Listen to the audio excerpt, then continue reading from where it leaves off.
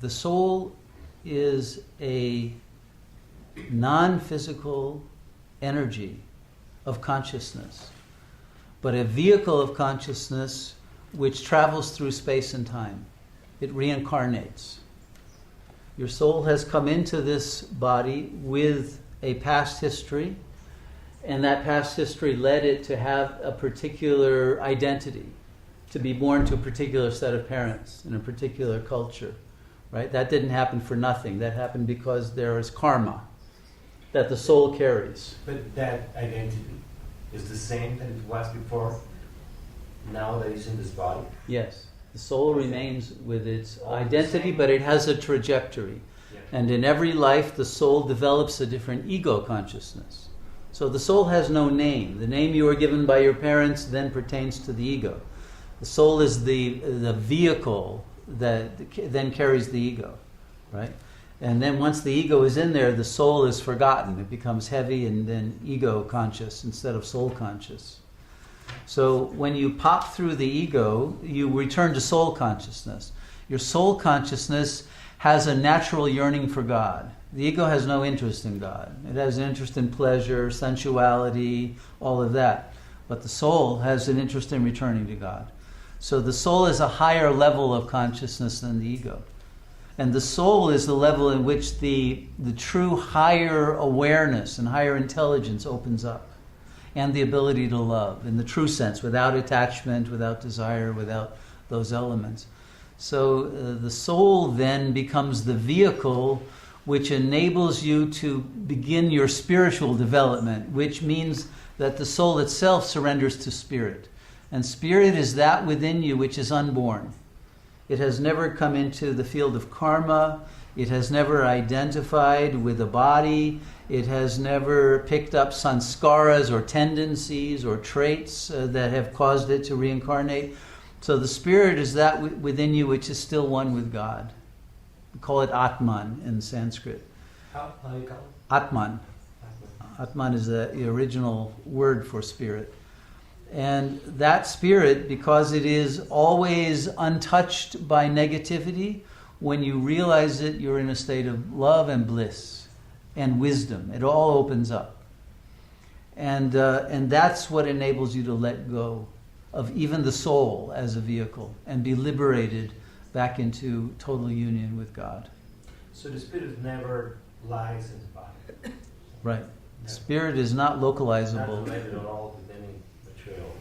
Correct. Because in the Roman Catholic tradition, normally we used to hear that he has just died. His spirit is going up. Well, what they really mean is the soul going up. It's the soul. Yeah. When they talk about spirit, when they talk about the Holy Spirit, that's the real spirit. But the Holy Spirit is in all of us. It is one spirit, but it is the pure spirit. Holy also means pure, right?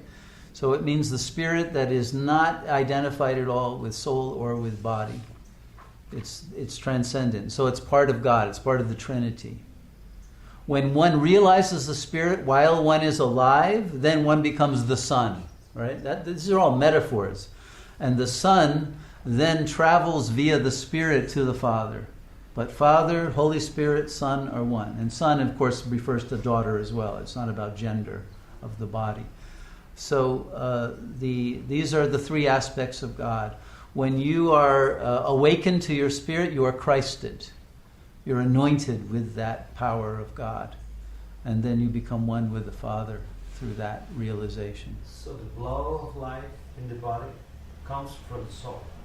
The what? The blow, the feeling of life in the body. Yes. Comes from well, ultimately from spirit. From the spirit? Spirit is the source of life. The source of life. Yes. But when the soul leaves the body, the life leaves also. Because the soul carries the spirit out of the body as well, seemingly out of the body. But the source of it is the spirit. Are they attached, the spirit and the soul? Yes. Yes. Although spirit is non-localizable, whereas soul is localizable. It's that individualized aspect of spirit. But nonetheless, when the soul leaves, then the spirit disconnects from the body and the body dies. Complex. Yes, It's not that complex. Well, at least for me. Okay. That's what I can. But when one has a near-death experience, the soul leaves, but not necessarily the spirit. And they call that the silver cord. And as long as that's still attached, one can come back into the body, even if the body is seemingly dead. There is still a connection from the spirit that causes one to return to the body. But once that is over, then one leaves. But if the soul cannot dissolve into the light because it still has karma, it has a heaviness and an attachment to the physical, then it will have to reincarnate and continue the process. And besides, among this process, about the process of death, how long it takes to the soul to leave the body? There is some knowledge about it?